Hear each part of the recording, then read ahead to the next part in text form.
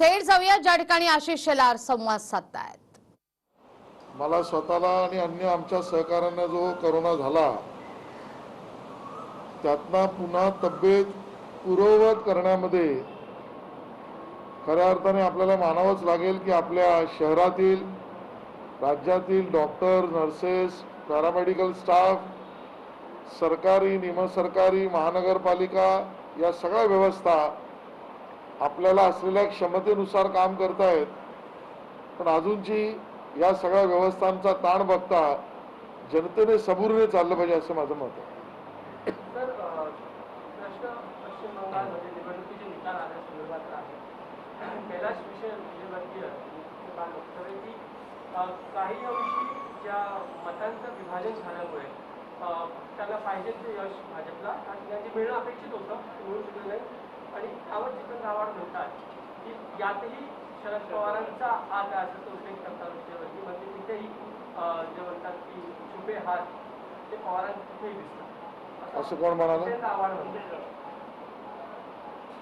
पश्चिम बंगालच्या निवडणुकीच्या विश्लेषणाची चर्चा स्वाभाविकता चालू आहे, अजून काही दिवस चालेल। भाजपचं अधिकृत मत केंद्रीय भारतीय जनता पार्टी आपल्या सगळ्यांसमोर ठेवेलच। व्यक्तिशः मला असं वाटतं आम्हाला अपेक्षित यश मिळालं नाही आणि निर्भयप्रमाणे ममता बनर्जींच्या पक्षाला यश मिळालं, आम्ही त्यांना पराभूत करू शकलो नाही, हे सत्य आहे। आम्ही ममता बनर्जी यांना पराभूत करू शकलो नाही म्हणजे टीएमसीला पराभूत करू शकलो नाही आणि आम्हाला विजय हा संपूर्ण मिळवायचा अपेक्षेने आम्ही निवडणूक लढवली आणि त्यामध्ये पूर्ण विजय आम्हाला मिळाला नाही, हेही खरं आहे। पण यशाचं मोजमाप करायचं ठरवलं तर पश्चिम बंगालच्या निवडणुकीच्या विश्लेषणामध्ये यशाचं मोजमाप हे भाजपकडेच आहे। कम्युनिस्ट रसातळाला गेले, काँग्रेसचं बाष्पीभवन झालं, ममता बनर्जी यांची वाढ म्हणावी तशी झाली नाही आणि मग पश्चिम बंगालच्या निवडणुकीमध्ये गेल्या निवडणुकीच्या पार्श्वभूमीवर यशाचं मोजमाप केवळ भाजपकडेच आहे, हेही त्यातलं सत्य आहे। तर यशामध्ये आता दावेदार कोण? छुपे हात, उभे हात, आडवे हात, हे कोणाचे? हे ज्यांचं चिन्ह हात आहे त्यांनी ठरवावं लागेल आणि म्हणून मला माहित नाही, पण जितेंद्र आव्हाड असं म्हणत असतील तर ती अदृश्य शक्ती आणि तो अदृश्य हात जर आव्हाड साहेब म्हणाले तसं कोणाचा असेल तर याची चिंता जास्त काँग्रेसला करावी लागेल, कारण आव्हाडांनी दिशादर्शन जे केलंय त्यामुळे काँग्रेस भुईसपाट झाली आहे आणि त्यामुळे काँग्रेसला भुईसपाट करण्याच्या यशामागचा आनंद आणि अदृश्य शक्ती आव्हाड साहेब सांगतात का, आम्हाला वाटलेला प्रश्न आहे।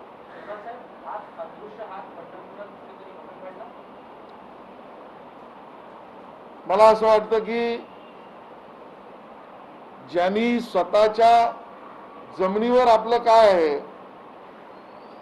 यापेक्षा दुसऱ्याच्या घरात काय चाललंय बघण्याची ज्यांची सवय आहे, ज्याला आमच्या कोकणामध्ये म्हणतात स्वतःच ठेवायचं झाकून आणि दुसऱ्याचं बघायचं वाकून, या प्रवृत्तीचा परिचय म्हणजे पंढरपूरच्या निवडणुकीचं विश्लेषण करायचं नाही आणि अदृश्य हात बंगालच्या दिशेने आहेत म्हणून सांगायचं। यातना स्वतःचं मनोरंजन नक्की होईल, जनतेचं प्रबोधन होऊ शकत नाही। काल नवाब मलिक यांनी मागणी केली पश्चिम बंगाल निकालानंतर अमित शहा यांनी राजीनामा द्यावा, जबाबदारी स्वीकारावी। पंढरपूरच्या निकालानंतर नवाब मलिक आणि त्यांचे राष्ट्रवादी काँग्रेसमध्ये असलेले सरकारमध्ये नेतृत्व करणारे नेते जर उपमुख्यमंत्री आहेत ते पहिलं पंढरपूरच्या निकालानंतर राजीनामा देणार आहेत का याचं उत्तर नवाब मलिक यांनी द्यावं आणि जर स्वतः राजीनामा देणार नसतील तर दुसऱ्याच्या राजीनाम्यावर बोलणं याचा अर्थ सूर्यावर थुंकण्याचं काम नवाब मलिक हे करतात. सध्या रेमडेसिवीरची गरज सगळीकडे आहे.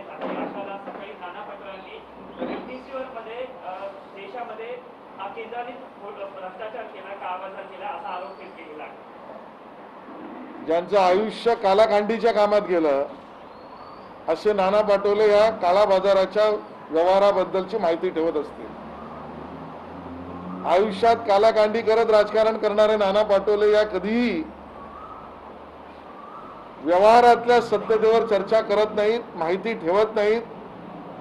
उचलली जीभ लावली टाळ्याला हा त्यांचा स्वभाव आहे. त्यामुळे कोणी त्यांना सिरियसली घेते नाही. आकडे स्पष्ट आहेत. किंबहुना या आकड्यांच्या आधारावर दिल्लीच्या उच्च न्यायालयामध्ये तर न्यायालयाने केंद्र सरकारला विचारलं, रेमडेसिवीर असो किंवा ऑक्सिजन असो, या दोन्हीमध्ये महाराष्ट्राला आवश्यक किंवा मागणीपेक्षाही जास्त देण्याचं काम केंद्र सरकारने केलंय, जे आमचं कर्तव्यच आहे. ते केलंही पाहिजे. आणि त्यामुळे प्रत्यक्ष माहिती विना बोलण्याची कालाकांडी म्हणजे नाना पटोलेंची प्रेस कॉन्फरन्स. एक मिनिट, त्यांनी जे विधान केलेलं आहे त्याचा संदर्भ हा पूर्णपणे वेगळा आहे. त्यांनी विधान असं केलं आहे की ज्या 12 कंपन्यांना एक्सपोर्टला बंदी घातली होती त्याचे 30 लाख रेमडेसिवीर अजून पडून आहेत, ते केंद्र सरकार का वितरित करत नाही, हा तो विषय. याबद्दलची माहिती घेऊन मी उत्तर देईन. नितीश राणे असं म्हणतात, भारतीय जनता पार्टीमध्ये आमदारांना त्यांनी खुली ऑफर दिलेली आहे. यापुढे भारतीय जनता पार्टी कसे रणनीती असेल महाराष्ट्रामध्ये सत्ता आणण्यासाठी? मला त्यांचं वाक्य पूर्ण माहीत नाही, माहिती घेऊन मी सांगेन. एक शेलार साहेब, अदर पुनावाल्यांचं जे प्रकरण आहे सध्या ते चांगलंच गाजत आहे. वेगवेगळ्या पक्षांची नावं पुढे येत आहेत. काही राज्यातले लोक म्हणतात की केंद्राने सुरक्षा का पुरवली जर ते असं मोठं असेल तर, आणि काही वेगवेगळ्या राज्यस्तरीय किंवा रिजनल पार्टी देखील यामध्ये सहभागी असल्याचं बोललं जात आहे. पुनावाला का या संदर्भात तुमची चर्चा काय आहे? सर्व या प्रकरणामध्ये अधिकृत भूमिका तर पुनावाला किंवा केंद्र सरकारच ठेवू शकतं. पण पुनावाला यांना सुरक्षा आताच्या काळात मागावीशी का वाटली हा प्रश्न गंभीर आहे. आणि मग त्याच्या बाजूचे आणि त्याबद्दलचे दिशादर्शन जर कुठल्या स्थानिक पक्षांकडे किंवा रिजनल पार्टींकडे जात असतील तर हा गंभीर मुद्दा आहे. केंद्र सरकारने आपलं काम चोख केलेलं आहे. आजच्या पार्श्वभूमीवर असो अन्यथाही असो, पण जर आजच्या पार्श्वभूमीवर तर नक्की अशा पद्धतीने सुरक्षेची आवश्यकता वाटली असेल आणि मागितली असेल तर ती केंद्राने दिली आहे, चोख केलंय. पण हे प्रकरण आज आम्हाला याच्यावर राजकारण करायचं नाही. कोरोनाच्या पार्श्वभूमीवर राजकारणाला महत्व न देता लोकांची सेवा करणं हे भाजपने आपल्या कामाचं धोरण ठरवलंय. पण मी तुम्हाला नक्की सांगतो, या प्रकरणामध्ये ज्यांच्यापर्यंत धागेदोरे जातील त्या पक्षाला उघडं करण्याचं काम या थोड्या परिस्थिती निवळल्यानंतर संपूर्णपणे भाजप करील. माझ्याकडे आणि आमच्या पक्षाकडे त्याची माहिती सुद्धा आहे. आज राजकारणामुळे याच्यावर आम्ही भाष्य करणार नाही. पण ज्यांचा ज्यांचा याच्यामध्ये हात आहे त्या पक्षांनी नेतृत्व यांनी खबरदार राहावं, कारण आमच्याकडे त्यातल्या माहिती येत आहेत. सर, नाना पटोलेंनी आरोप केले आहेत केंद्र सरकारच्या चुकीच्या नियोजनामुळे जीव जात आहेत इकडे माणसांचे. महाराष्ट्रामध्ये पुन्हा एकदा या राजकारणावर मला भाष्य करण्याची इच्छा नाही. पण स्वतःचं अपयश हे दुसऱ्यावर खापर पडून संपवता येणार नाही. आणि म्हणून महाराष्ट्रातले आकडे, महाराष्ट्रातले दुर्दैवी झालेले मृत्यूचा दर आणि लागणचा दर, मिळालेलं साहित्य केंद्राकडून असेल त्याच्या वाटपातल्या अडचणी, किंबहुना केंद्राकडून ऑक्सिजन पासून रेमडेसिवीर हे मिळवण्यामध्ये केंद्र सरकारने केलेले प्रयत्न, या सगळ्याला आपल्याला जमलं नाही म्हणून दुसऱ्यावर खापर पडून आपल्याला हात साफ करता येणार नाही. आणि त्यामुळे नाना पटोले यांनी हात सफाई करू नये, सेवेचं काम करावं असं आमचं मत आहे. शेलार साहेब, पंढरपूरची जागा जिंकली आहे. त्याच्यानंतर सचिन राजे प्रकरण असेल, अदर पुनावाला प्रकरण असेल, कोरोनाचा सध्याची परिस्थिती असेल, फडणवीसजी असं म्हणाले होते की आता करेक्ट कार्यक्रम करायची जबाबदारी त्यांची आहे. तर आता ही वेळ सुरू झाली का महाविकास आघाडीचा करेक्ट कार्यक्रम करायचा? मला वाटतं देवेंद्रजी कुठलंही वाक्य राजकारणामध्ये जे वापरतात त्याचा गंभीर आणि गर्भित दोन्ही इशारा असतो. जर त्यांनी या पद्धतीचं वाक्य आणि भाषण वापरलं जे आपण पाहिलंय, तर याचा गर्भित आणि गंभीर इशारा त्यांच्या वक्तव्यातून त्यांनी स्पष्ट केलाय. Correct person will tell at correct timing. Sir, एकीकडे लस पुरवठा केला जात नाही अशा पद्धतीने राज्याची उलट आहे, तर दुसरीकडे महाराष्ट्र लसीकरणामध्ये सर्वात प्रथम आहे.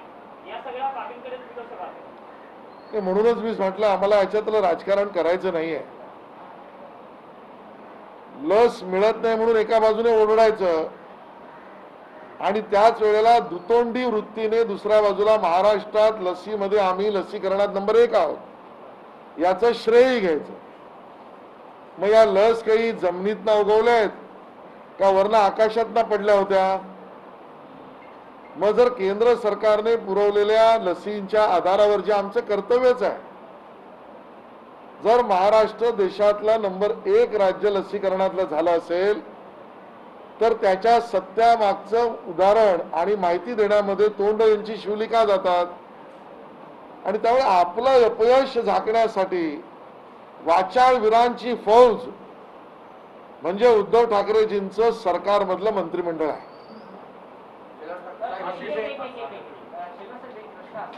चंद्रकांत पाटील छगन भुजबळांना असं म्हणाले की जास्त बडबड करू नका, तुम्ही जामीनावर सुटलेला आहात, त्यावर आता एक वाक्ययुद्ध सुरू झालेलं आहे. अशा प्रकारची भाषा करणं एका देशाला कितपत योग्य आहे? त्याच्यानंतर आता छगन भुजबळ असं म्हणतात की न्यायपालिका देखील आता भाजपने आपल्या ताब्यात घेतली असं एक चित्र दिसत आहे.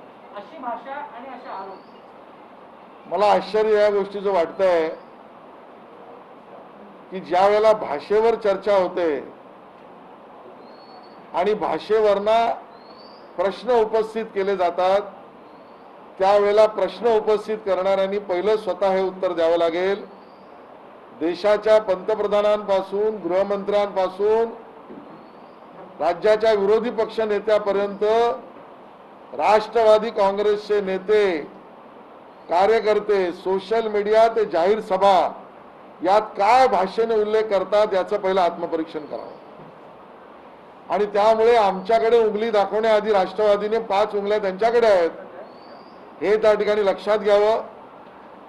आणि जोपर्यंत भाषेचा विषय असेल तर माझा सवाल आहे आमच्या सर्व वाहिनीच्या मित्रांना सुद्धा, एक ॲडव्हर्टाइजमेंट आली म्हणून ज्यामध्ये त्या ॲडव्हर्टाइजमेंटमध्ये कुठल्या राजकीय पक्षाच्या राष्ट्रीय अध्यक्षा आणि युवा नेतृत्व यांच्याकडे इंगित करणारी भाषा होती, तर त्या ॲडव्हर्टाइजमेंटच्या कंपनीच्या मालकाच्या ऑफिसला तोडफोड होते.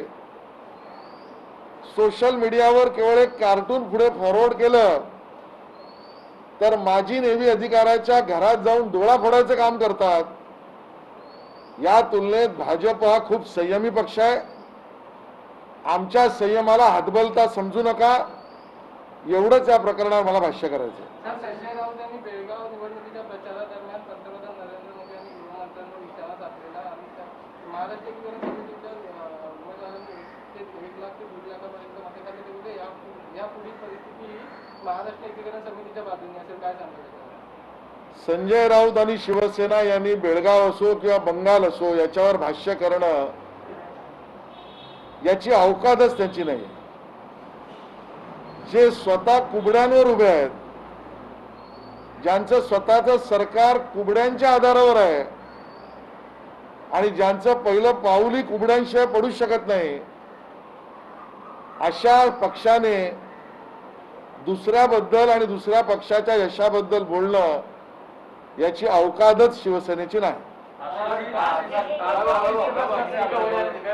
संजय राऊत असं म्हणाले की देवेंद्रजींनी करेक्ट कार्यक्रम त्यांचा सुरू करावा, आमचा सगळा कार्यक्रम सुरू आहे. आता आपण अवकाश हा शब्द वापरलेला आहे, तर खरंच शिवसेना या कार्यक्रमाला तयार आहे आणि तुम्ही म्हणता त्या पद्धतीने बघा, आमची भूमिका स्पष्ट आहे. कोरोनाच्या या काळामध्ये सामान्य जनतेला मदतीचा सेवेचा कार्यक्रम हा स्थानिक स्तरावर भाजपने केलेला कार्यक्रम आहे. राज्य स्तरावर आणि शहर स्तरावर सगळ्या यंत्रणांना मदत करण्यासाठीच्या भूमिका या आमच्या नेत्यांच्या दौऱ्याचा कार्यक्रम आहे. माननीय देवेंद्रजींचे प्रवीण दरेकरांपासून चंद्रकांत दादा पाटील ते राज्यस्तरीय नेते या राज्यभर जनतेला आश्वासन आणि त्याला आधार वाटावा यासाठीच्या कार्यक्रमात करतायत. पण आम्ही हेही सांगू इच्छितो की राजकारणामध्ये यशाची भाषा जर करायची असेल तर कुठल्याही पक्षाने एकटं यावं, दुखतं यावं, तिखटं यावं याला भाजप घाबरत नाही. धोबी पछाड आम्ही योग्य वेळेला मारल्याशिवाय राहणार नाही. आज आम्हाला कोरोनाच्या काळात राजकारण करायचं नाही. आशीष जी, पश्चिम बंगाल चुनाव के बाद अब अमित शाह का इस्तीफा मांगने को लेकर के शिवसेना के लोगों, एनसीपी के लोग हैं, वो कह रहे हैं कि अब पश्चिम बंगाल चुनाव हार गए तो अमित शाह को इस्तीफा देना है। पंढरपुर के चुनाव में तीनों दल इकट्ठा आने के बाद भी जो जीत नहीं पाए, तो इस प्रकार की चुनाव में पराभव के कारण राजनीति से राजीनामा की मांग करने वाले दलों से, यानी राष्ट्रवादी कांग्रेस के नवाब मलिक से मेरा कहना है, पहले तो हमारे सरकार के खिलाफ पंढरपुर में जनमत दिया, इसके लिए नवाब मलिक स्वयं पहला राजीनामा दे और उनके पार्टी का नेतृत्व इस सरकार में करने वाले उप मुख्यमंत्री जी से पहले नवाब मलिक स्वयं राजीनामा मांगे, फिर दूसरे के बारे में चर्चा करने की बात और गुंजाइश करें। नाना पटोले ने कहा कि कोविशील्ड बनाने वाली कंपनी अदर पूनावाला के मालिक को सुरक्षा केंद्र सरकार मुहैया नहीं करा पा रही है।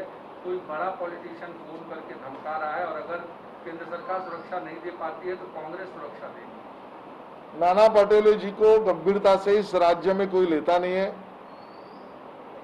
क्योंकि शायद हो सकता है उन्होंने कोई फिल्म इंडस्ट्री का कोर्स किया हो जिसमें मनगढ़ंत कहानी बताने का एक सार्वजनिक कार्यक्रम की पढ़ाई उन्होंने की हो।